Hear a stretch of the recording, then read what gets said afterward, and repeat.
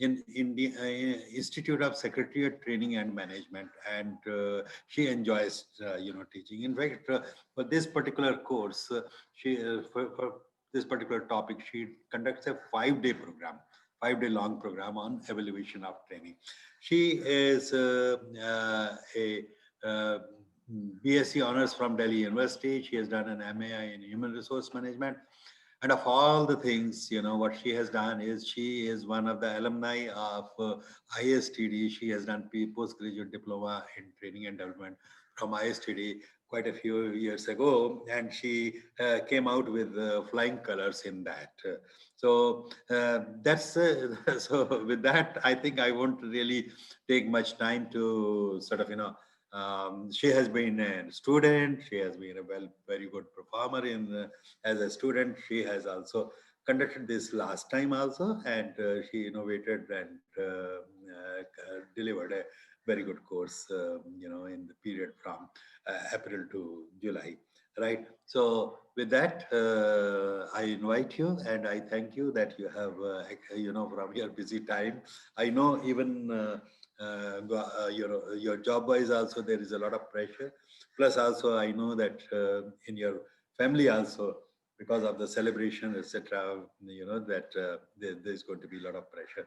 So despite that, you have taken it. Thank you very much, and I welcome you to this course. Yeah, please. Thank you very much. I hope I'm clear, loud and clear to everybody. People can hear me and you can see me very well. Yes, Is that ma'am. so? Very well. Yes, ma'am. Welcome. Okay. Thank you. Thank you so much. So, friends, everybody, sir, Mr. Kaushal has introduced me, and I love teaching. He has mentioned that, and yes, I teach a number of topics, and you can say in ISTM my forte was the rules, because I have always dealt with government rules. So that was my forte, like reservation in services, conduct rules in Government of India, and um, these disciplinary matters like CCS, CCA rules, etc. So because I have been dealing with them, so that was not a difficult thing for me. So I was teaching that. Another side was I enjoyed teaching was how to write notes, make cabinet notes, and how to draft letters, because drafting is really an art. What you want to say, if that doesn't come out very well, then it's a waste of your time and effort.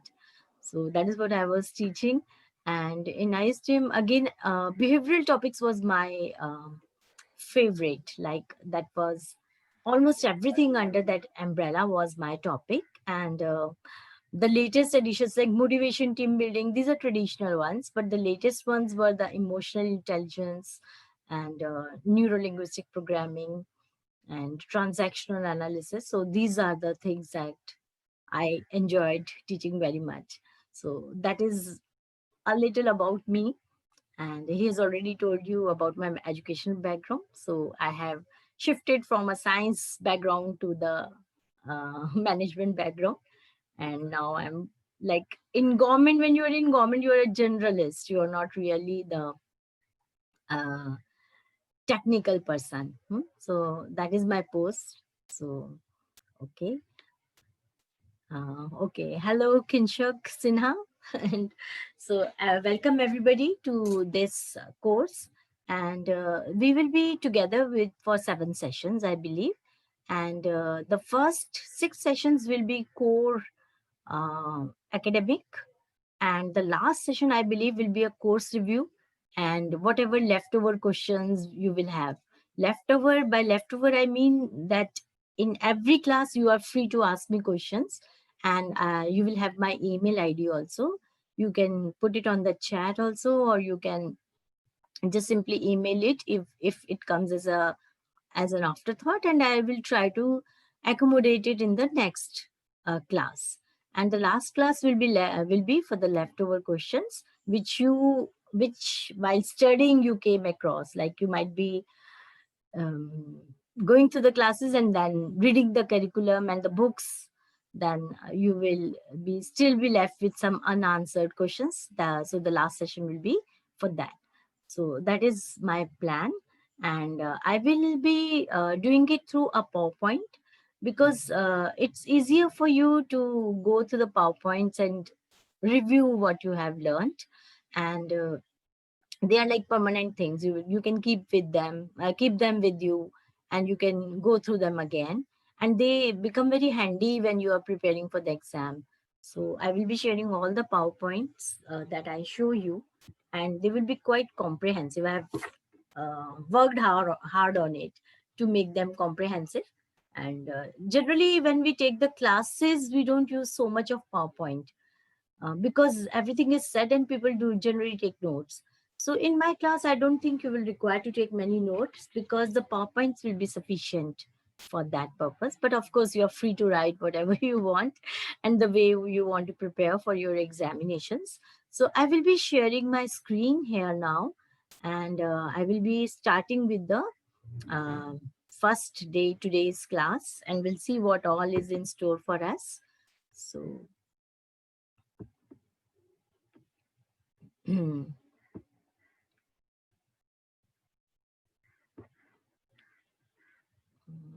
what is this?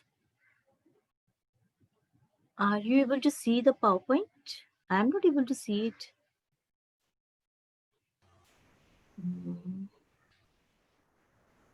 So many screens opened.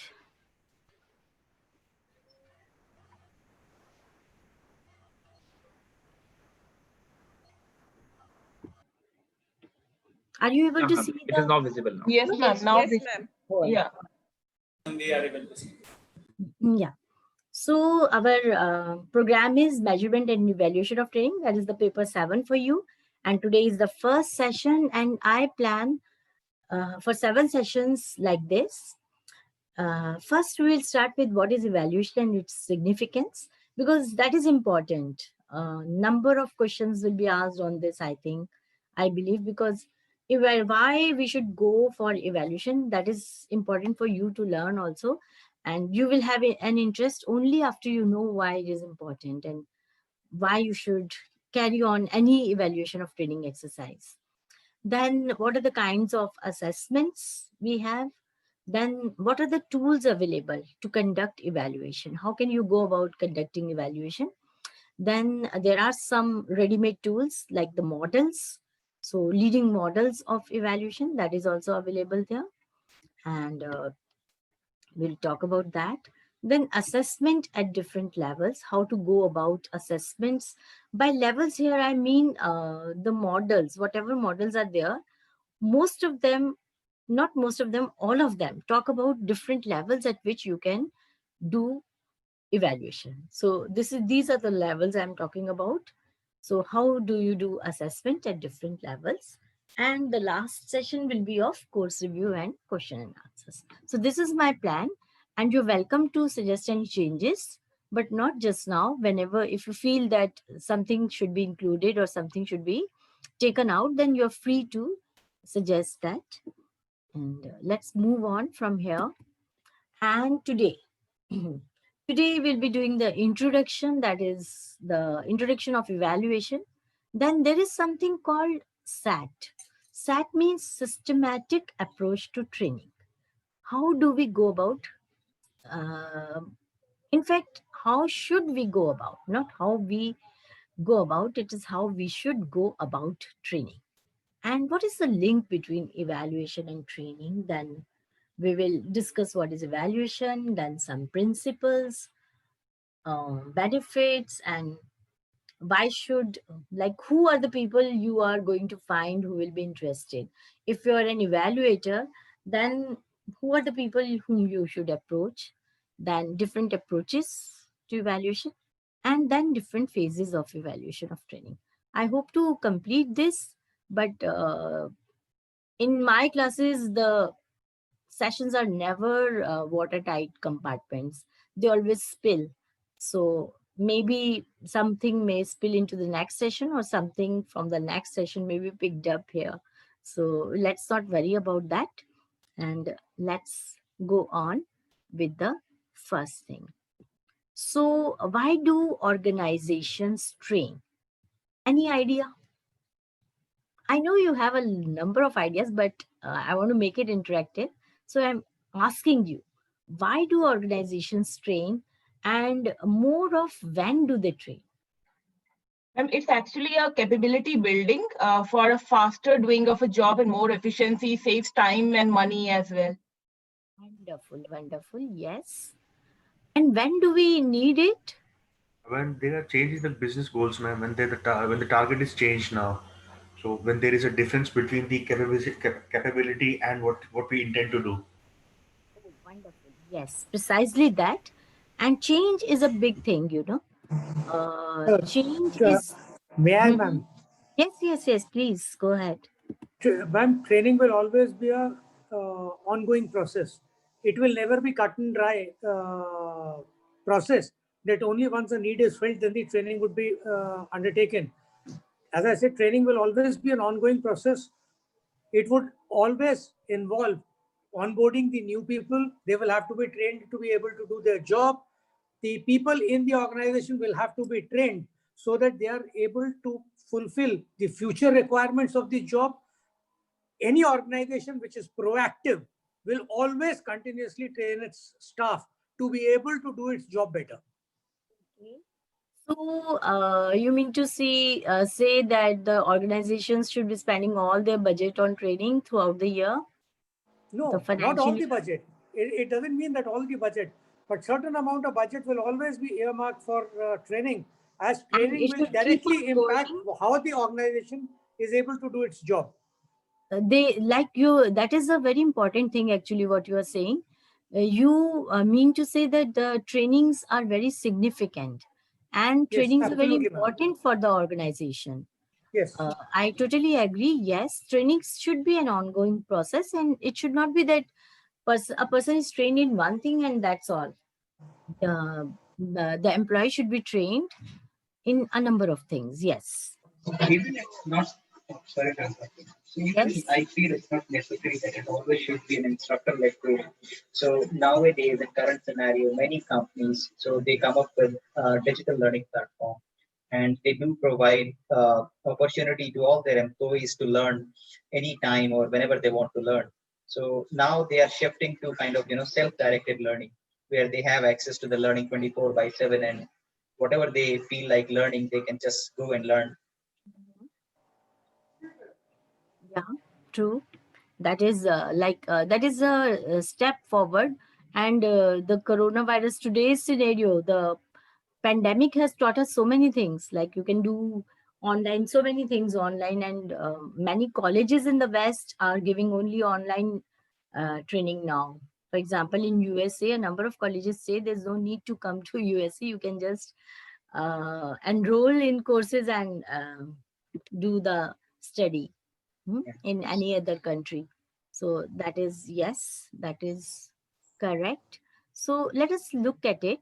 Yes, change is a very important. Somebody told me that yes, change is whenever there's a change in the organization, it could be any new product that the organization plans to bring in, or maybe the organization has changed its goals altogether. Initially, due to the changed environment, maybe the organization earlier was producing something, but now it is producing something else, or maybe it was marketing some products. For example, Amazon in like for 3 months, probably Amazon was selling only the promoting sale of only sanitizers and masks and things like that.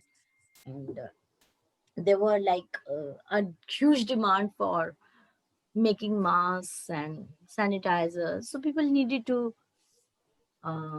be trained in that kind of technology.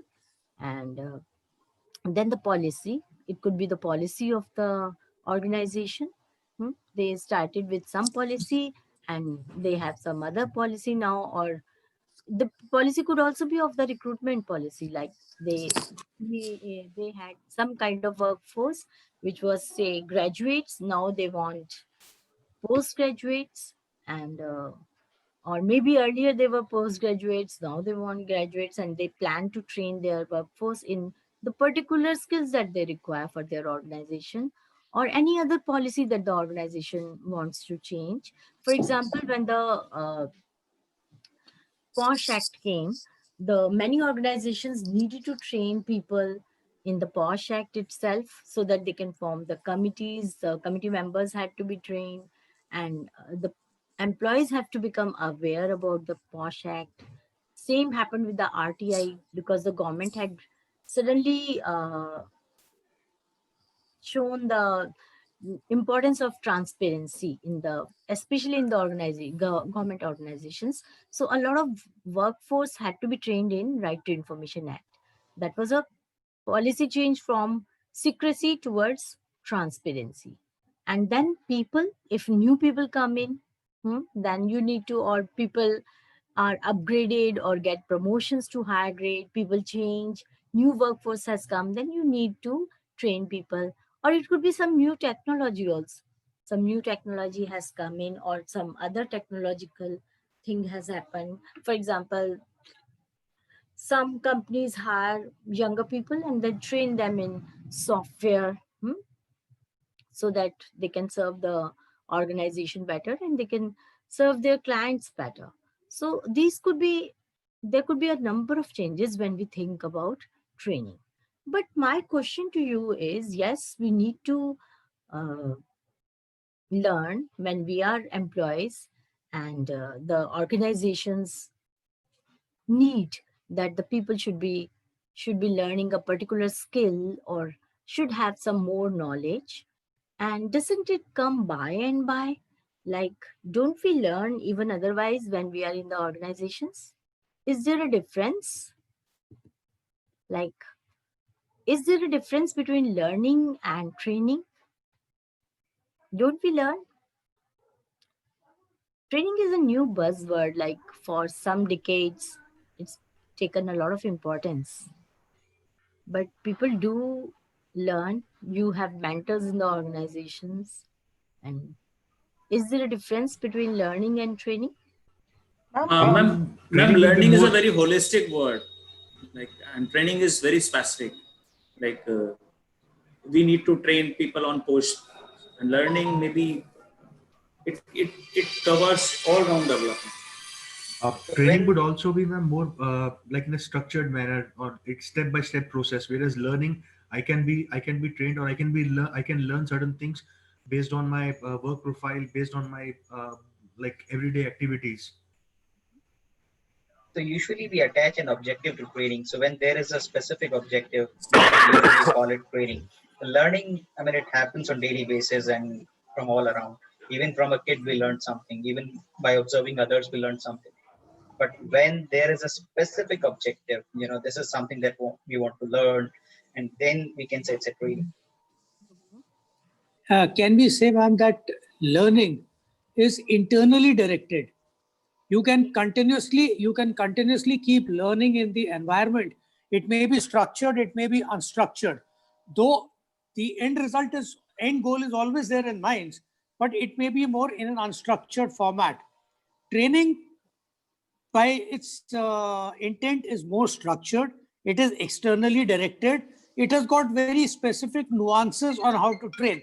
However, training invariably will be a subset of the learning. You may train, you may still not learn. Oh, yes, I totally agree with that.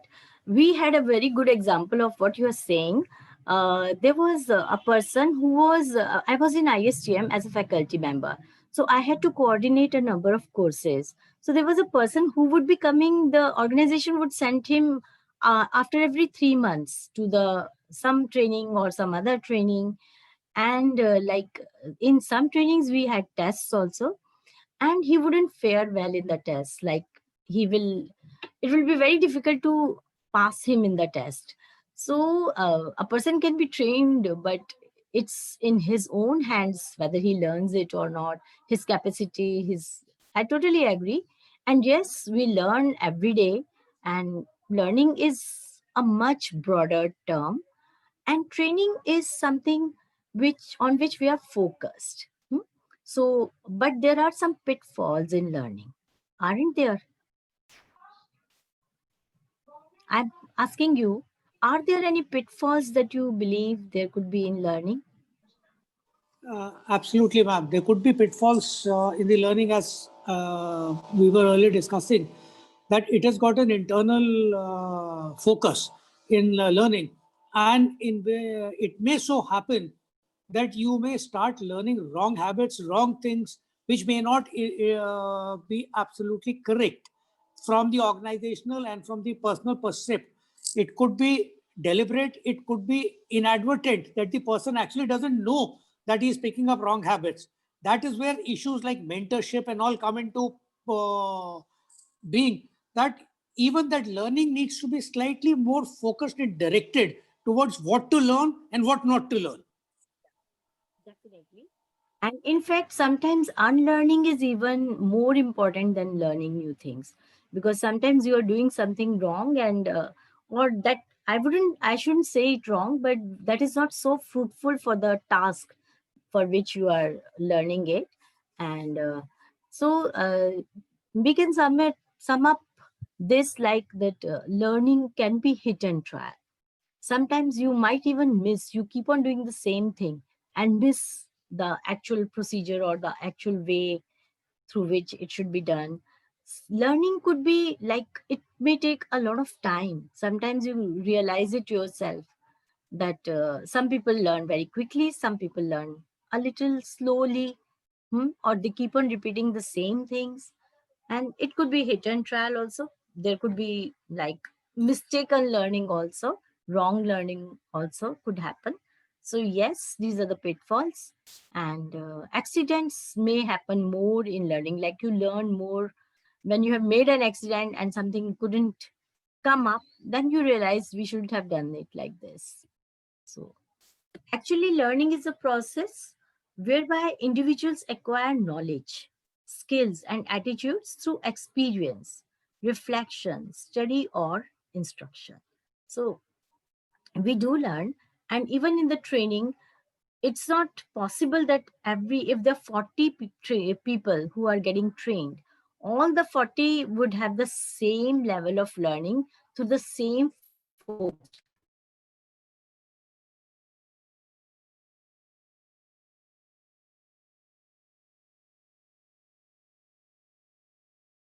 reflection, study, or instruction also. And training is, of course, a more focused thing. Another thing in training is it is time bound. Like you will have a course of 5 days. In 5 days, you will focus on learning something. It's not that you have the whole day, you have the whole week, or you have the whole month, or you have the whole year to learn something, isn't it? So training is time bound, it is focused. And somebody said that, rightly pointed out, that it is objective. It has an objective.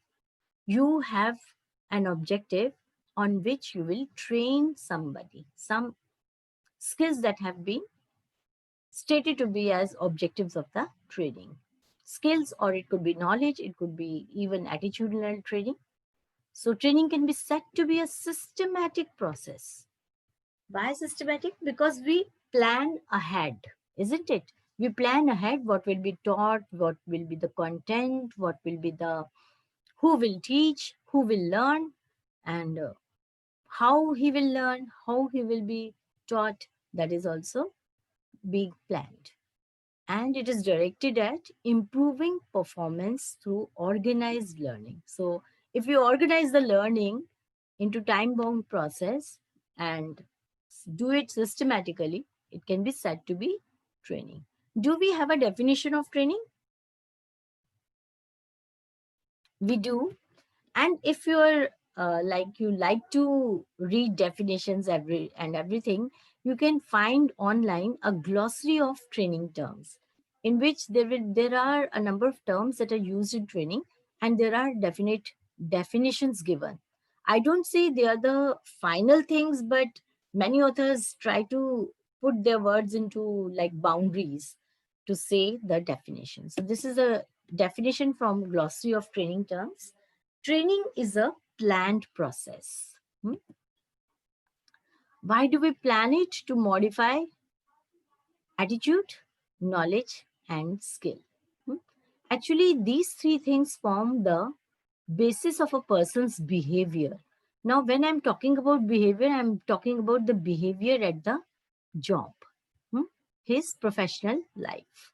So to modify attitude, knowledge, and skill, of course, the knowledge and skill definitely spills into society, into other places also of his life, his family, other things, where these modifications do make his personality and do help him use them.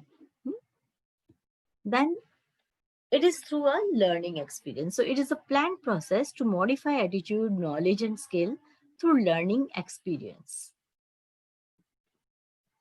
Why do we have it? To enhance capabilities, to achieve effective performance. Performance is at the heart of it.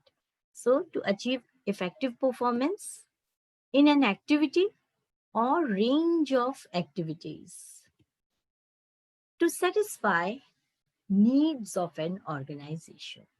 So all those things that you have said, I think they have been covered in this definition. Needs of the organization will be defined by the goals of the organization, isn't it? And to achieve effective performance in an activity or range of activities. So it could be the present need of the organization, or it could be a future need also. So many assistant managers are going to be promoted as managers. So this is the need of the organization to impart some skills, some conceptual knowledge to these these would be managers. So it could be future needs also. Now when we think of training, we have to plan a complete training cycle. And what do I mean by a complete training cycle? I'm talking only in a overview form, like I'm not giving you details of this. First of all, we have to look at the organizational goals. What does the organization strive for? If, for example, it is a training center, it wants to have an excellent training resources, then it will train its trainers, it will train its faculty, it will try to develop material, and it will try to develop films, etc., and conduct the courses. So it will need to train its workforce for having efficient conduction of courses. That is also how the facilities should be maintained. That is also required. So the organizational goals are important for any organization. For example, the goal is to increase the productivity of some product to this level. Then in accordance with that goal, it will try to train its employees. Then the organizations do a training needs survey. Like, do the employees really need training, and in which area? What are the areas where they will require training?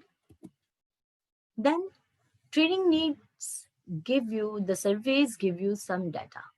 And analysis of data is the most important thing. That analysis to be done, the organization invest time in the data analysis, effort, and of course money too. Then prioritizing the training objectives. Like, there will be a number of needs that would come up. Which are the ones that are essential, or which are the ones that should be addressed first? Which are the ones that are so critical in the competitive environment that the workforce must go through? For example, the government of India started with GEM, and suddenly there was a need. People didn't know how to use GEM, although it is a very, very simple thing, but people were finding problems. So the immediate need was to provide the GEM training. So it is depending upon the organization, what kind of trainings they need.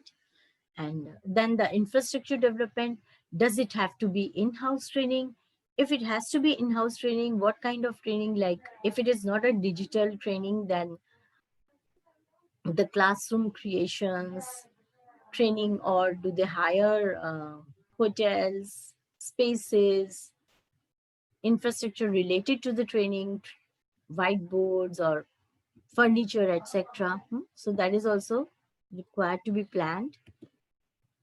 Then prepare the calendar for the training course. Even if they are online trainings, then preparation of the calendar when the trainings have to be scheduled based upon the availability of resource persons and people who will be trained. Then do they have the required budgets for the training? Huh? So budget is a very, very important thing. And sadly, in most of the organizations, the training takes the last thing out of the budget. Like if the budget is there, leftover budget, then the training is given a priority. And otherwise, the training gets a last priority in budgets of an organization. That happens in the government. I don't know about the private. It does.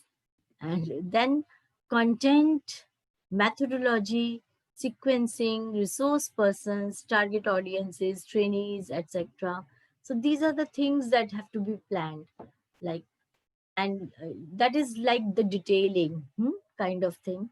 Hiring people who will develop the package, and whether you have the resources, you need the resources, development of movies or films or PowerPoints, etc., resource persons, etc.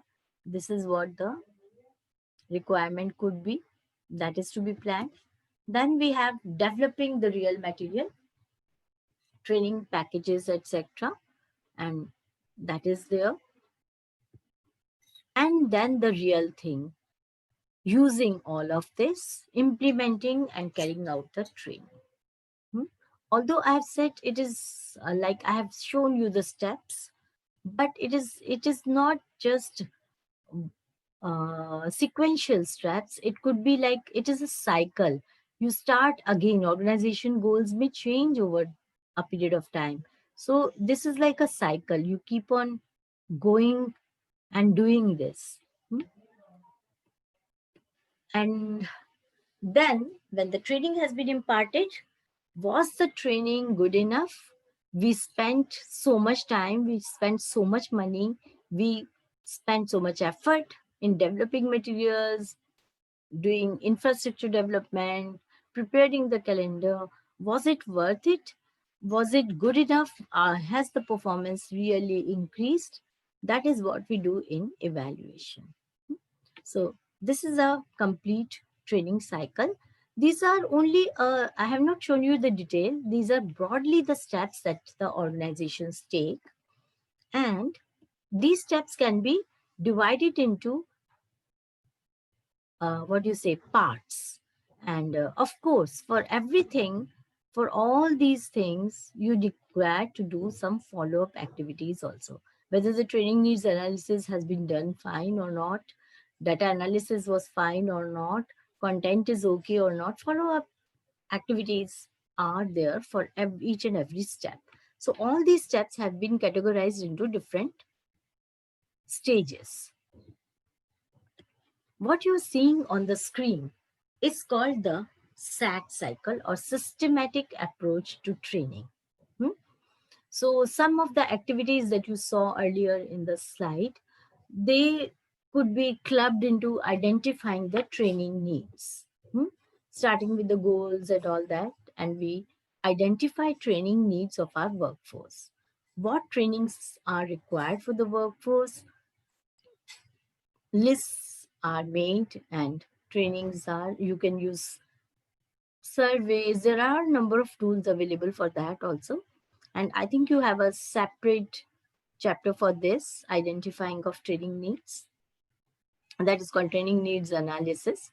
And then you have a plan and design stage where you plan the training based upon the needs that have been identified. You plan and design the training.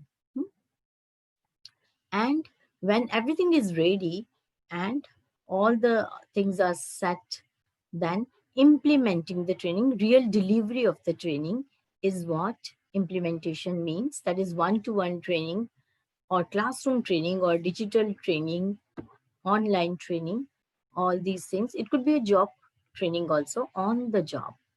And assessing the and evaluating the performance or evaluating the training, whether it went well or not. Why do we do it?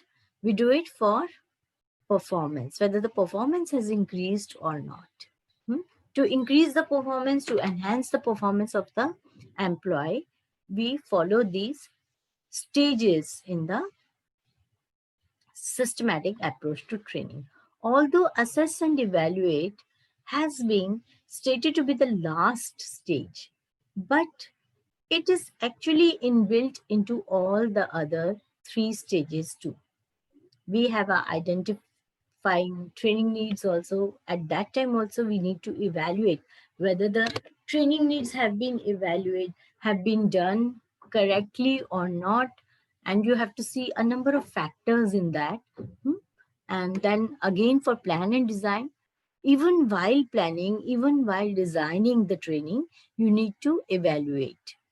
And then even while implementing, you must be remembering, if you have done any training, there was a feedback form, isn't it? So even the faculty may be throwing questions at you during the training. They may be giving you exercises during the training. So while implementing the training also, we have evaluation inbuilt into it. So we can't say that this is just the last stage, although diagrammatically I have depicted it like this. But what I believe is assessing and evaluation is a part of all the other 3 stages also, whenever you are conducting them at different times.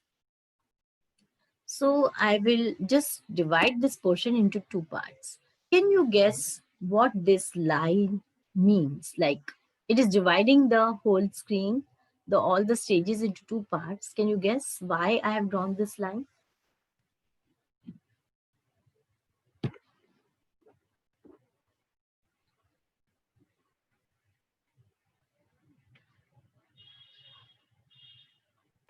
Ma'am, maybe it is like, it is more of a planning. It is not execution. Like plan and design, or like it is basically interacting with management, like identifying training needs. We generally talk with management to understand their needs. Same assess and evaluation, like it is to show to the management that this is what we have identified and what we have achieved. This is post, I believe. And second one is where we execute everything. In above the line, like it is like maybe participants are not, but participants are directly involved. It is. So identify training needs, it's the pre part, and assess and evaluate, this is the post training part. And another part is to the right side of this line is, it's the ongoing thing when we execute the training. Ma'am, it might also show that the identifying needs and evaluation assess my other company, organization, personnel might be involved. And it is a very important part, 50-50. And plan, design, implement is basically the training department, or they have to. I think I quite agree with you. Yes. And that is what I wanted to say.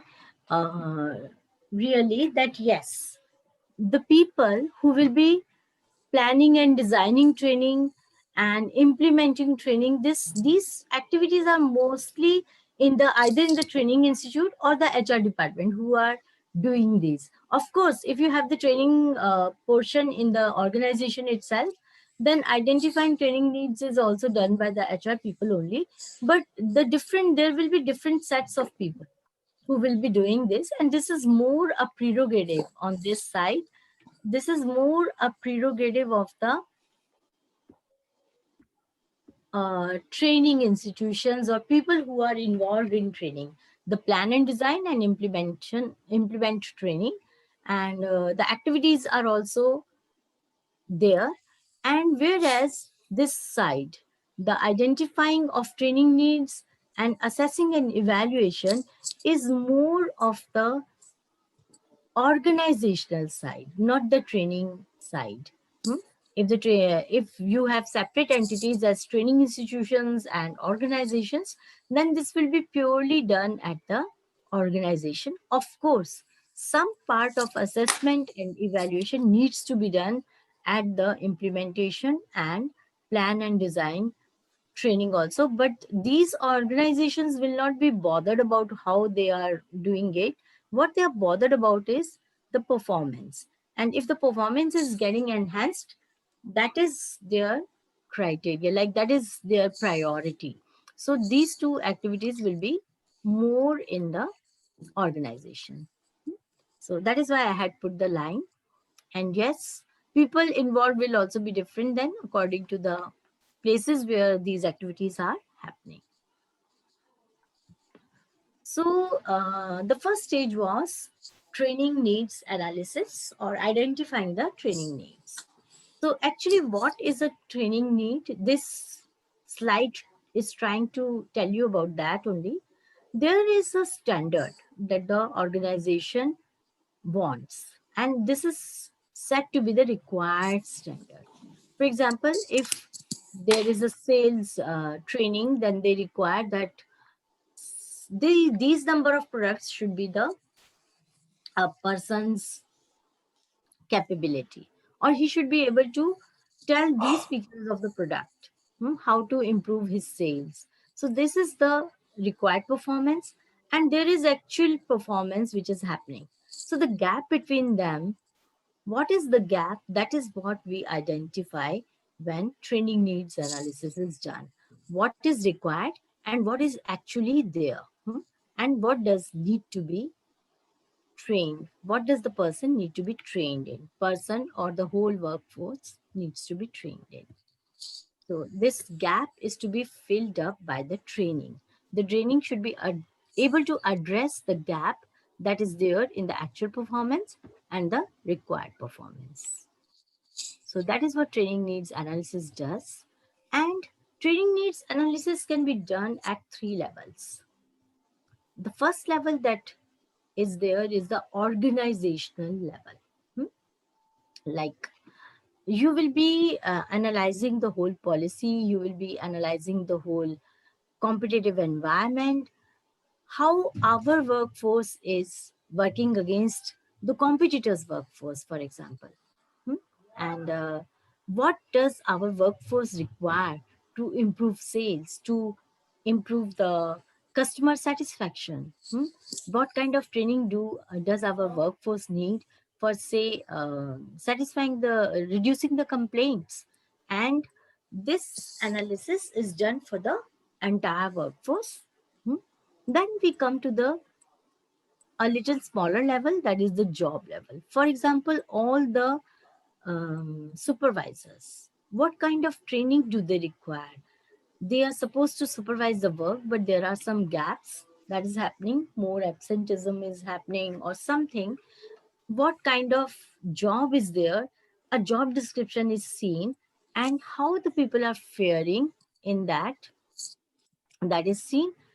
These of course are done by surveys, you can have questionnaires, you can have like interviews, etc. And job analysis is done. What is the things that skills are required, and actually what kind of skills the people have. Then we come to the micro level, that you can say the individual level. For example, all the supervisors are there, but in what kind of tasks do they perform? For example, one task is handling one kind of machine. Then in that machine, these are the tasks. You have a list of tasks that are required to be done by that person. So you identify the tasks, and in which tasks do they require training. For example, if you want to reduce the time of production, then the whole task is analyzed and all the activities are seen. And in which activity do they require training? So that is, these are the kinds of analysis that can be done. And your approach will be depending upon the status of the organization, the stage at which the organization is, what kind of requirement the organization has. You will do the training needs analysis according to that. What does the training needs analysis give us? What do we get after completing a training needs analysis? I'm asking you a broad question, not a detailed thing. What do you get after a training needs analysis?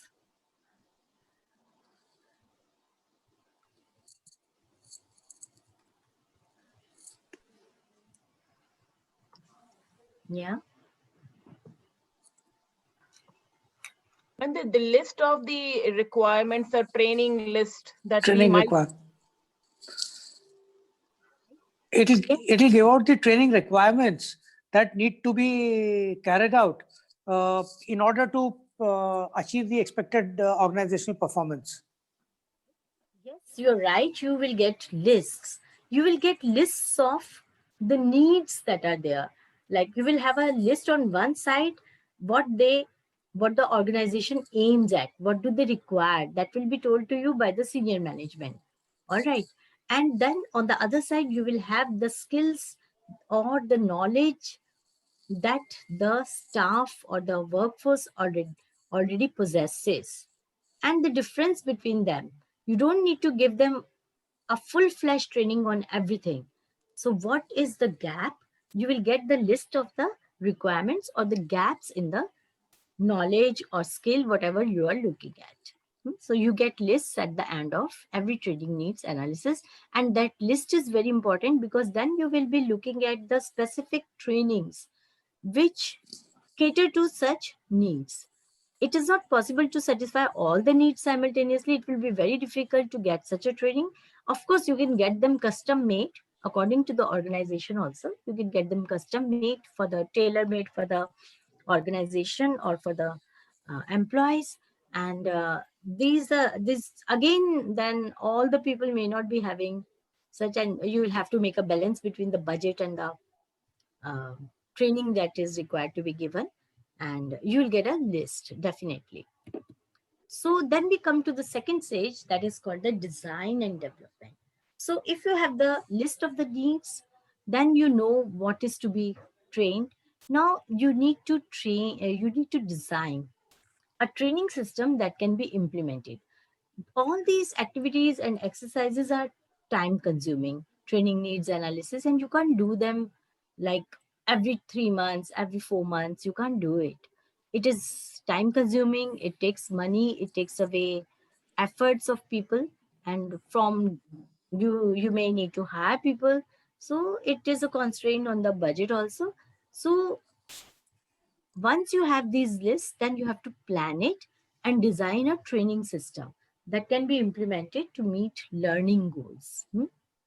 And then you can identify learning objectives for each training. Like if this is the kind of training, for example, if it is a training sales training, then in which area, for which products. And it could be a training for product knowledge also. You may see that people do not have enough knowledge of the product, or how to handle customers, or how to handle difficult customers, complaints, etc. So identify the learning objectives. Then there could be facilities that are needed. Then there could be funds required, whether you will have this budget or not. That if you develop a course, what will be the course content, lessons, and sequencing. And then you develop a training package, audio, visual, graphics, manuals, exercises, games, etc. So evaluation of design is very important. You have to evaluate the design also, what the student will learn. How do we know that that person has learned? So you must have an instrument to gauge the learning, to measure how much learning has happened, how the learning will be transferred to the job. And yes, in a training environment, it is like it could be a simulation also of the job environment, but the conditions are more or less ideal. But at the job, the conditions could be different. So you must have a system in your design how the learning can be transferred to the job. And this is the most important part of the design. And what will be taught and how will be taught? The teaching should be appropriate to the learners. the way it is being taught. For example, if it is a skill of operating a machine, it cannot be taught by manuals or lecture. It must be shown to them, isn't it? So how it will be done? What are the methods that will be required? How will trainees demonstrate competency? Should we have an exam? What tests should be there? Should it be objective type? Should be subjective? Again, I would mention, if it is a practice, it is a skill on a machine, then it's not practical to hold a written exam. It is better to have a operation, like the person should be able to operate it and show it. So then we come to the next stage, that is the implementation of the training. It is the actual delivery. When we say implement, it is the delivery. Now there are two players here. One is the learner and one is the trainer and learner. These are the two participants. The instructor teaches, coaches, and the student learns. It is one-to-one. Of course, the student, if it is a classroom teaching, for example, it is not that the student learns only from the teacher. For example, even in this online class, when I'm throwing questions at you, somebody comes up with an answer and somebody comes up with a different answer. So you learn from one another also, isn't it? It's not just that you learn from the trainer or the PowerPoint, you learn from one another also. So the instructor teaches, coaches, and the student learns. This is what happens in the training. And application of information learned about the job or task in the analysis phase. So how will the application be done? Like, you have learned something, but what is देखना कौन important? है यार? Yeah, please. Who is speaking? Yeah, tell me. Sorry, ma'am. Shall I continue? Okay. Application of information learned about the job or task in the analysis phase. So whatever needs were there, are the learning is applicable, and whether it is really applicable to the job or not. Then on completion of the course, the trainee proves his competency by test or interview. So it could be, it is generally the who makes it. Like, it could be a test also, it could be some interview, or it could be simply an operational skill, like something shown, demonstrated. So implementation actually includes delivering the training. It could be the classroom training, it could be the online training. It also includes feedback. That is a very important part of the implementation stage. Feedback is necessary because it tells you how the training fared, whether the student learned anything or not, and whether that training, it could be that the content was very good, but the way it was taught, that was not appropriate to the trainer. It was too high for him, or it was too boring or too low for him, which he already knew. So that could be a waste for him. So there could be some clarifications on training material, and administering some tests. That is also a part of the implementation stage. And conducting internal validation. I've introduced a new term here, validation. What does it mean? We will look at it a little later. So conducting the internal validation, it actually means the tests that are done to prove the training inside the training institution only while the person is on training. That is called internal validation.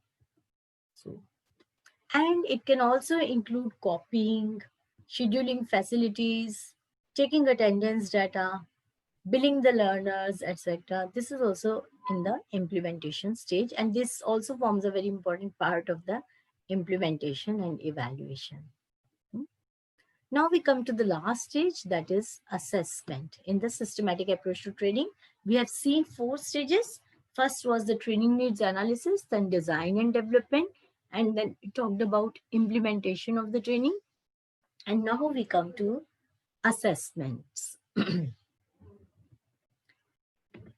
So we evaluate the training before the training starts, even during the training, and after implementation of the training. Broadly, this is the generally this is what is done before, during, and after implementation of that training. So did it meet the need identified? Actually, you must triangulate the change here. We started with some training need. Was the training able to address that need or not? That is actually what we do in the evaluation of training. Did performance improve? Was performance as required? Do we have an improved performance now? So we assess the results. Did the training achieve what it tried to achieve? So that is at the micro level. You can say we started with some objectives. The participants after this session, for example, if you go session wise, the participants will be able to list out the factors responsible for such and such thing. Or maybe after the session, the participants will be able to demonstrate this skill. So you could have any objectives. So were the objectives achieved? Did the training improve performance or solve the problem?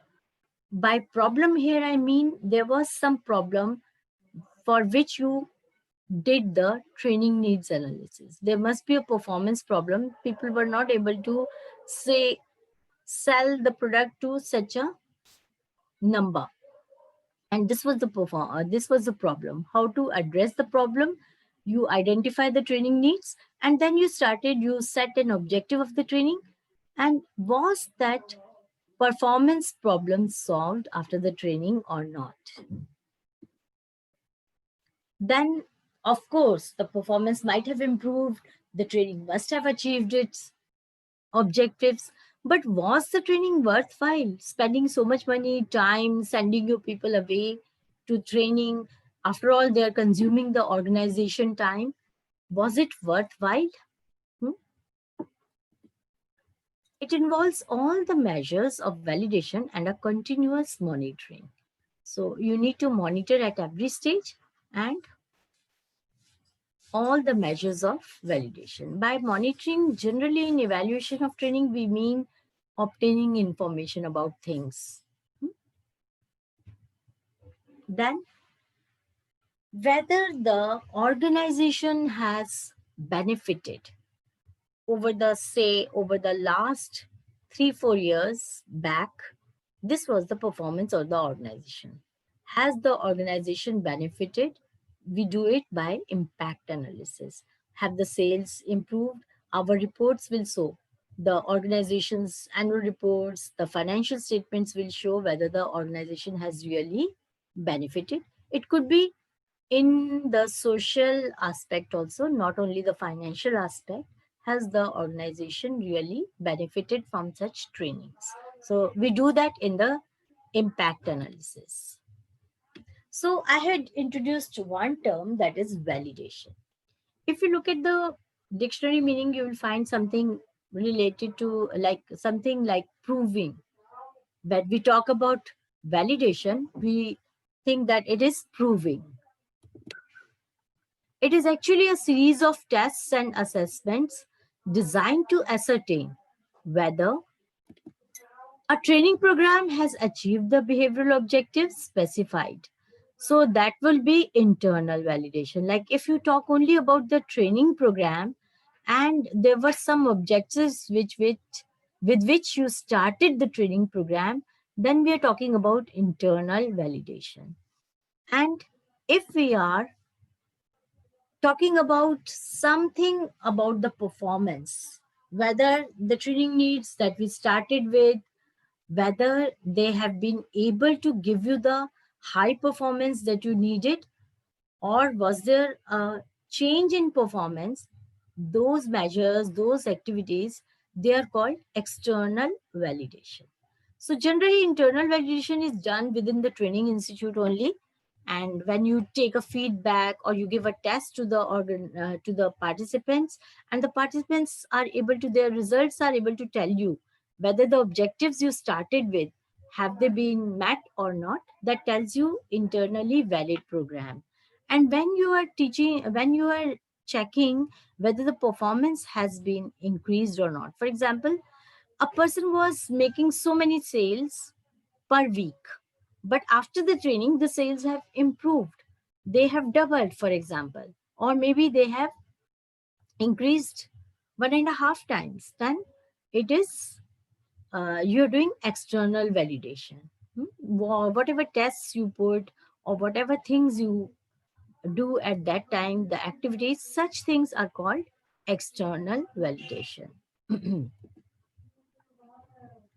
So validation, I am just repeating what I said earlier. Internal validation are such tests and things that have that test whether the specified objectives of the training have been achieved. We started with some training objectives. This can be done on the learning unit. Learning unit is the smallest thing in a training course. Like you have inside in one session also, you have different topics. So that could be one learning unit where a person, where a participant or a trainee has learned something. So that can be done. So learning unit also has small objectives of its own, that after the learning unit is over, the participant will be able to learn that. So when you put a test to that, that is the internal validation. And when you check the whole training program or the whole training course, a training course is just a part of a program. Like if you have a series of training courses for one set of individuals, that first they will undergo this course, then this course, then this course, that becomes a whole training program. So such tests which tell you that yes, the training course had been good enough for them and the training program as such has improved the what we started with, it has been able to impart such skills, then such a thing, such tests are called internal validation.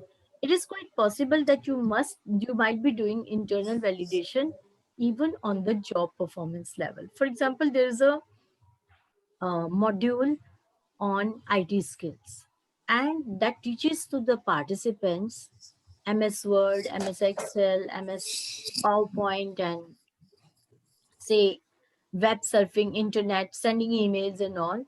So if you're doing it even in the job and the person is performing his job, but he's doing it and you're checking whether he's now able to make a good Word document and whether he's able to print, whatever you put an objective to him, that could also be the internal validation. And when we talk about external validation, we give tests, we give assessments to gauge or to measure whether the training solved the performance problem and did it improve the job performance. So these are two terms that we often use in evaluation. And internal validation, when we are checking the objectives of the training, whether they have been achieved, and external validation when the performance is checked, whether the performance has been improved or not. So these are the two things. And May I, ma'am? yes, yes. Ma'am, when we talk of the job performance will have a subset of smaller activities that need to be performed to be able to holistically perform the complete job. So Definitely. is it correct to say that whenever the skills acquired in one of the smaller subsets is being checked, that is internal validation, and when the complete holistic job performance is being checked, that is external validation? No, I don't agree to that. It could be like, you started with some training objective And if you are talking only on a scenario where there is a person is learning on the job only, while performing his job, he is being imparted training, then in that scenario, what you are talking about is correct. Okay. And like you have provided a certain skill and you're now testing whether the skill has been learned or not. You taught him how to print. I'm giving you a very simplistic example. You taught him how to print both sides of a document. So he has learned and he is able to perform it. That means your teaching objective was just to tell him how to take out prints, and he has been able to achieve that. Then yes, it is internal validation. But when you put him to test that, when there is a scenario, there is a hurry, and a report has to be produced and given to the senior management, and he is on the job now, and you ask him, just bring the report, and he is able to bring you a very good report, all printed in a good landscape format, or if you want it in a portrait format, he's able to do that. Then that is the external validation of the same skill. Am I making sense? No, not very much, ma'am, because I am No, confused in the when sense you are that really checking whether that person, we are talking only about the skill of printing. Okay. I'm talking only about the skill of printing. There will be a number of skills, yes. When he is in the training area, you have taught him that, yes, you do this, and he has been able to do it. But after some time, when he is on the job and he's doing his day to day work, you're the trainer or the person who is teaching him, or the training module through which he was learning, maybe it could be a self learning module, that is no longer there. And he is now performing the job and he's able to do that, then that is the external validation. so if I may, I'm just clarifying my mind on that issue, that Mhm. as far as the job performance is concerned, when it is under actual work conditions or Yes. actual work conditions, that is an external validation. And when he is under simulated conditions, then that is an internal validation.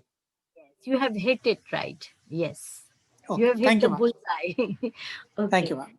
So that is what it is. Huh? So, but generally, what happens, our job environment is different from the training environment. Traditionally, this has been happening. It may be changing now, but we generally go to a training institution to do the training, or we have a different environment. It could be a simulated environment also. And when you come back, then you are into your day-to-day job work. Then whether you are able to transfer such skills to your job and your performance has increased or not. In the example I cited earlier, the person could be taking, for example, he would be asking this one, that one, he would be asking other people how to do that, or he may be taking help from other people how to print the document. But now, after the training, the seniors just asked him to bring the report, and he is able to do it with like spick and span without any mistakes. He's able to give it. Then it is definitely an external validation of the training program that he underwent. Thank you, ma'am. Yeah. So, reasons why we should do internal validation. It is a very important thing, because all trainings would be useless unless we do the internal validation. And the first reason that comes to me is it provides a feedback to the trainers. When the training is there, you saw the last stage, implementation, and the trainer's role is very important in the implementation stage. I don't say that his role should not be there in training needs analysis and design and development. It is important there also, because unless you involve the people who will impart the training, the ideal situation is you should have their involvement also, that we are making this design, is it practicable? So that trainer should be involved in that, but his main role is in the implementation stage. So it is very important that the training is implemented very well.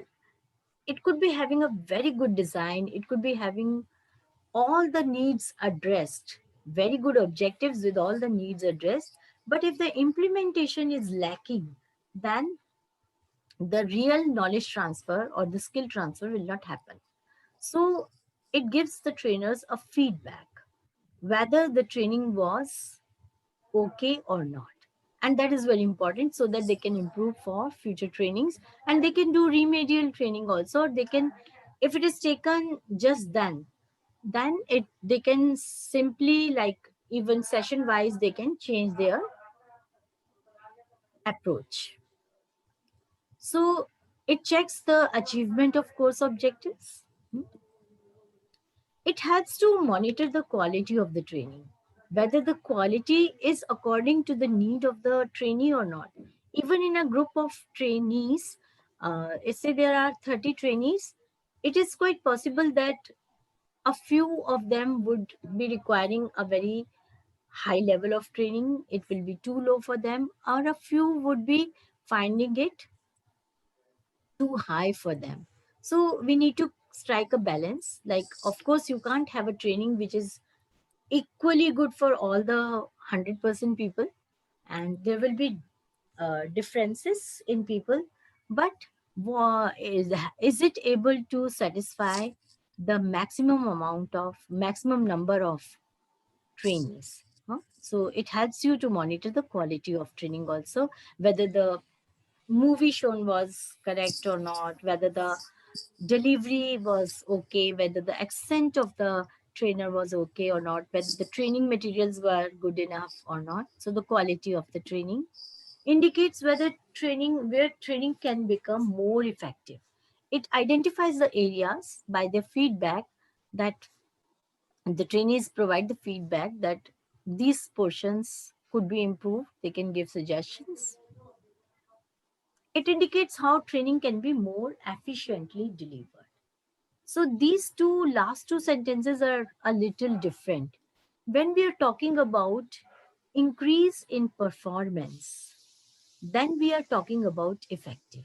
When you give questions to the participants, asking them how they will be, whether they will be able to use the learning in their job, then we are talking about the effectiveness of training.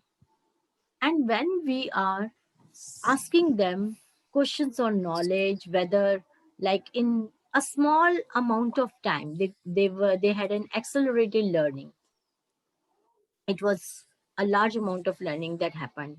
When we're talking about the resources, then we are talking about efficiency.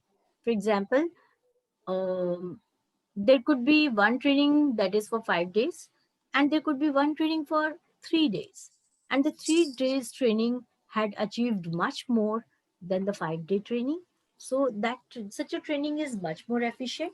So when we're talking about resources, time, etc., then we're talking about efficiency. And if we are talking about performance, then we are talking about effectiveness of the training, whether the performance has improved or not. And it also gives you a basis for certification. So when we do internal validation, these are the reasons we should do that.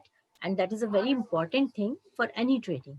And it gives you a basis for certification. So some questions that need to be addressed is, how was the assessment carried out? Was it a questionnaire? Was it an interview? Was it oral feedback? Were objectives achieved? So if you are an evaluator, then you have to find answers to these questions. Were the objectives achieved? The objectives through which we started, with which we started. Did the learning event suit the learners? Could it be too high? Could it be too low for the learners? Was sufficient time allowed? It could be possible that the training was very good, but the trainees didn't have time to practice the skills that they learned or the knowledge that was given to them. They could not absorb it, or they could not be, like, it's there in the content, but it's not in the head. So Was the training material, checklists, etc. satisfactory or not? These are the things that the evaluator should see while carrying out the internal validation. And were the support facilities satisfactory? For example, there's a noise in the room and they're not able to hear what the trainer is saying. So the facility is not good enough. There was no whiteboard marker where the trainer wanted to show them something through a diagram, or the PowerPoint, the power failed in between, so they couldn't see the PowerPoint or something like that. So the support facilities are also important because they steal away your time if they are not proper. What are the areas of improvement? That is the ultimate question any internal validator would do. What are the areas of improvement? In the course content, in the delivery, in the course material, or anything. So when we talk about job performance, as you rightly pointed out, we are doing external validation. It is a series of tests and assessments designed to ascertain whether the behavioral objectives of an internally valid training program were achieved. And it has to be in relation to the criteria of effectiveness adopted by. Now, how do we know the criteria of effectiveness? We started with some training needs analysis. We started with some problem that was earlier occurring. And that was the criteria that gave you the things that you need to train your people in. So if that has been adopted by the organization, and whether the design, whether the training was said to be very good, yes, feedback was very good, and it was everything was fine, but has the performance improved or not? There are a series of tests and assessments, and that is what we call external validation to measure that. Now, why should we do external validation? It involves departmental management and stakeholders, like people become more interested in training. That is what happens. What I mean by this line is, if you show external validations, you involve departmental management and they will be paying attention to the training. And stakeholders also, people who are funding your training, they will be naturally interested in knowing whether the training has improved performance or not. Now it focuses on actual performance. And please mute your mics if you're talking with each other. Please mute your mics if you're talking to each other. Okay, so focus is on actual performance, and what we need to do here is match the identified training needs with enhancement in performance. It is also a basis for transfer of learning. You spend so much money, you sent him for 5 days. Maybe it was an exotic resort, like they went to Goa or Manali, the participants, and whether did they really learn and whether they are able to transfer the learning to the job, whether the performance has increased or not. But the objectives specified for the training were valid. Did we start with the right objectives or not? Or is there a requirement of changing the objectives of the training itself? It doesn't increase the performance, then it also gives an evidence of competence. Like somebody has improved in his performance, so that is the evidence of competence. And it gives you a basis for cost benefit analysis. Like you can have some data collected and you can do the cost benefit analysis of the training programs. So, and it proves the benefits of the training also. And the management will be ready for more such trainings, or they may be like, you can strike off those programs from your calendar if they are not good enough. So that proves. And external validations, when you are doing external validation, there are these questions you should ask. Was training linked to performance? Is there evidence of improved performance? Can this improvement be attributed to training? Like, there could be performance increase due to other factors also. So was it really that the training helped? You should be able to differentiate between them. Did learners experience any problems in transfer of learning? It could be possible that the software in which they were trained, that was changed in the organization. Now you have some other version and they're not able to perform in that. How can training provision be more effective? So we will start with this in the next class. Today we have discussed the systematic approach to training. We have discussed the 4 stages of systematic approach to training. We tried to define training today, and we will start with evaluation. What is evaluation? Its definition, its significance, etc. Actually, what we have learned till now is the basis for evaluation of training. So I think now I will just stop sharing my screen and we will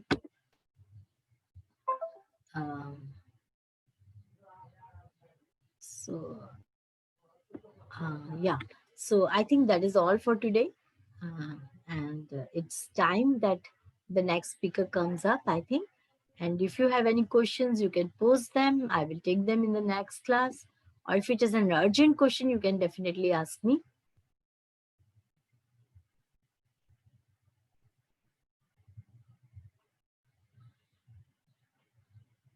So shall we call it off now?